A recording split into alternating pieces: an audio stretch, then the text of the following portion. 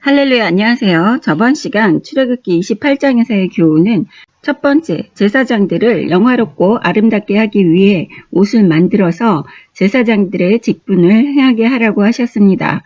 현재 하나님께서 우리에게 하시는 말씀은 우리가 하나님의 거룩한 제사장으로서 영화롭고 아름답게 예수의 보혈로 우리를 정결케 하여 제사장의 직분을 다하라고 하십니다. 두 번째, 구약의 아론의 옷에 이름이 새겨져서 박힌 보석들은 우리들의 이름이 보석에 새겨져서 현재 대제사장 직분을 하고 계신 예수님의 옷에 붙어 있다는 것입니다.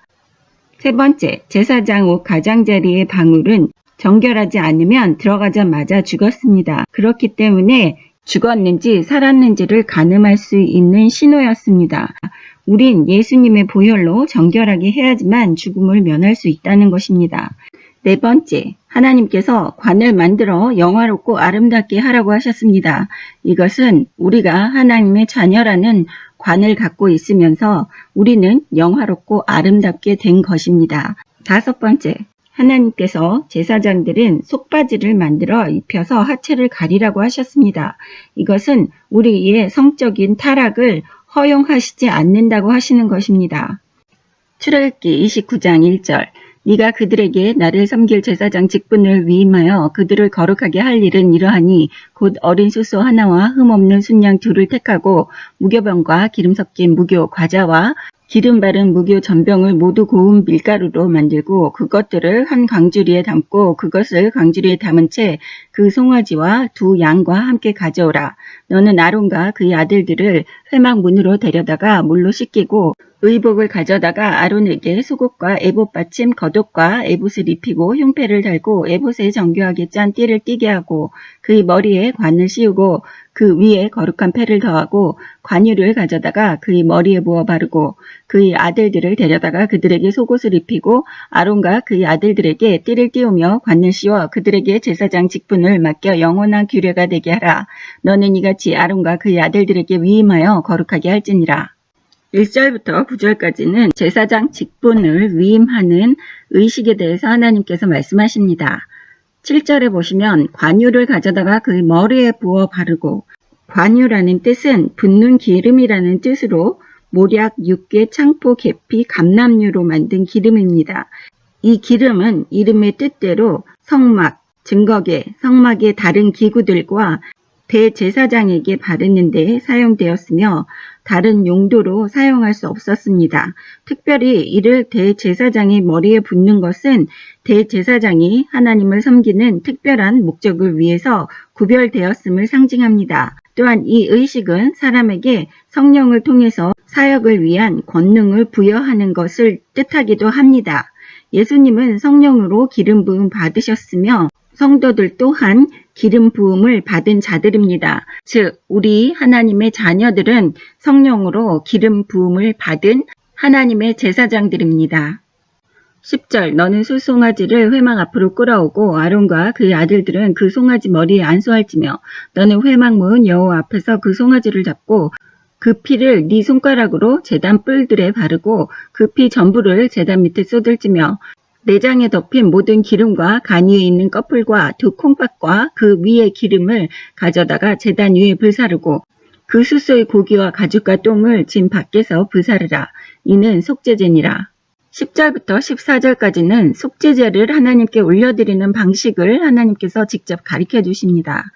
15절 너는 또 순양 한 마리를 끌어오고 아론과 그의 아들들은 그 순양의 머리 위에 안수할지며 너는 그 순양을 잡고 그 피를 가져다가 제단 위에 주위에 뿌리고 그 순양의 각을 뜨고 그 장부와 다리는 씻어 각을 뜬 고기와 그 머리와 함께 두고 그 순양 전부를 제단 위에 불사르라. 이는 여호와께 드리는 번제요 이는 향기로운 냄새니 여호와께 드리는 화제니라. 15절부터 18절까지는 하나님께서 화제를 어떻게 드리는지 가르쳐 주시고 계십니다. 19절 너는 다른 순양을 택하고 아론과 그 아들들은 그 순양의 머리 위에 안수할지며 너는 그 순양을 잡고 그것의 피를 가져다가 아론의 오른쪽 깃뿌리와 그의 아들들의 오른쪽 깃뿌리에 바르고 그 오른손 엄지와 오른발 엄지에 바르고 그 피를 제단 주위에 뿌리고 제단 위의 피와 관유를 가져다가 아론과 그의 옷과 그의 아들들과 그의 아들들의 옷에 뿌리라. 그와 그의 옷과 그의 아들들과 그의 아들들의 옷이 거룩하리라. 또 너는 그 순양과 기름과 기름진 꼬리와 그것이 내장에 덮인 기름과 간 위의 꺼풀과 두 콩팥과 그것들 위에 기름과 오른쪽 넓적다리를 가지라. 이는 위임식의 순양이니라.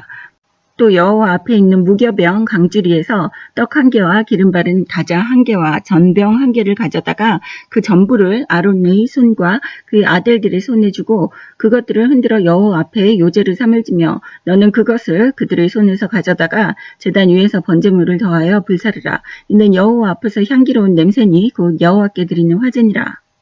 너는 아론의 위임식 순양의 가슴을 가져다가 여호와 앞에 흔들어 요제를 삼으라. 이것이 네 분깃이라.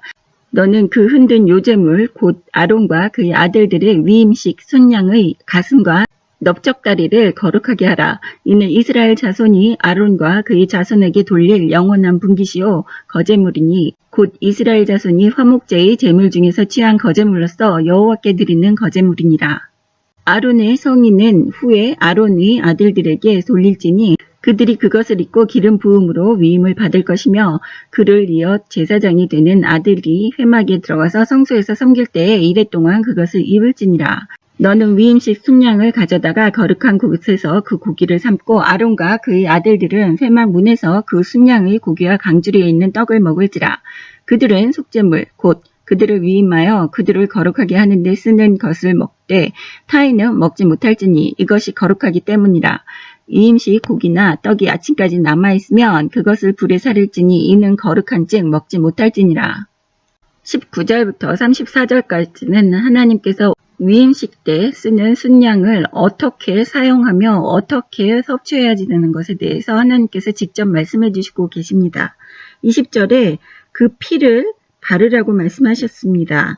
그 순양의 피를 아론의 오른쪽 깃뿌리와 그 아들들의 오른쪽 깃뿌리에 바르라고 했습니다. 그 오른손 엄지와 오른발에도 바르라고 하시는 것은 피라는 것은 하나님의 구원의 능력을 상징하는 것입니다. 또한 피를 바른다는 것은 속죄제를 통해서 구원의 능력이 있음을 나타내는 것입니다. 그렇기 때문에 제사장직을 수행할 때 오른쪽에 귀, 손, 발을 번제물의 피로 정결하게 함으로써 하나님 말씀만 청종해야 함을 의미하고 또 오른손 엄지에 바르는 것은 제사장의 직무를 올바로 수행해야 한다는 뜻입니다.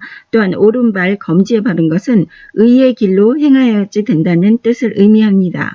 또한 아론의 손과 그의 아들들의 손에 주어진 것을 흔든다고 했습니다. 그래서 여호와 앞에 요제를 삼으라 그랬는데 이 제물을 흔들어서 드리는 제사 방법은 하나님께 대한 헌신을 상징하는 것입니다.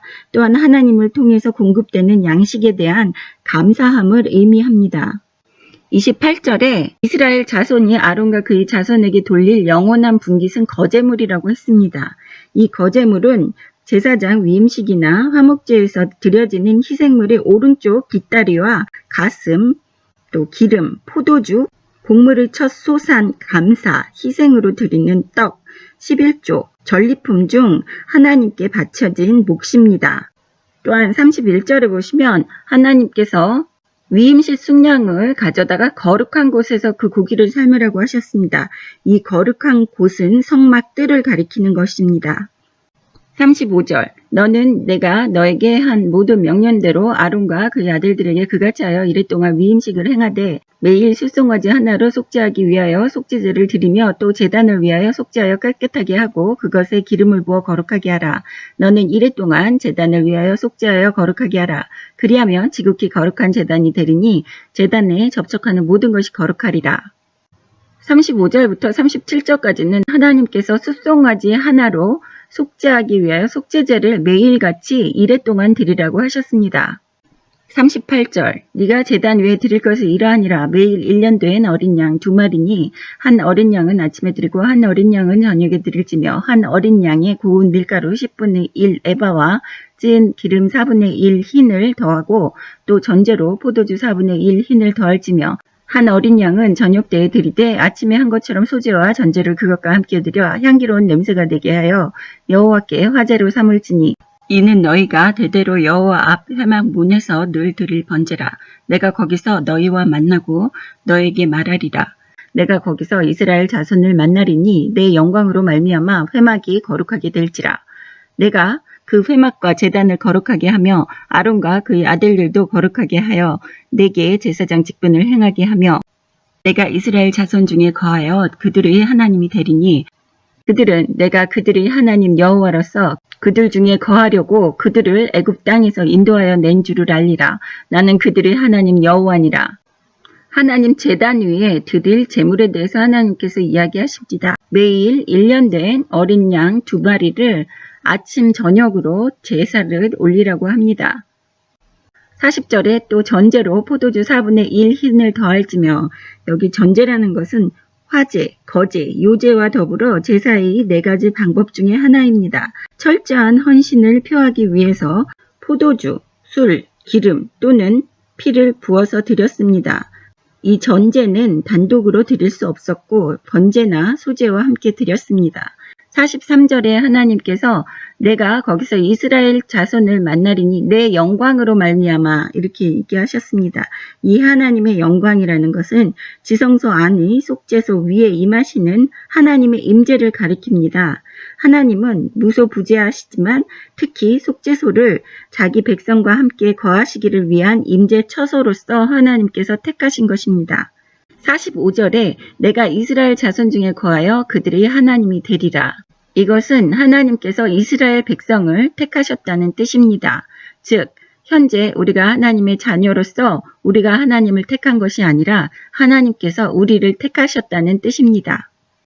이렇게 29장에서 아론과 그의 아들들은 이스라엘 제사장으로서 세우는 제사장 위임식에 관한 규례와 제사장이 아침 저녁에 하나님께 드려야 할 상번제에 관한 규례를 언급합니다. 상번제는 번제와 소제와 전제를 동시에 드리는 것으로서 이스라엘이 하나님의 백성임을 고백하며 헌신을 다짐하는 제사였습니다. 다음 시간에 출애굽기 30장 공부하겠습니다. 감사합니다. 할렐루야.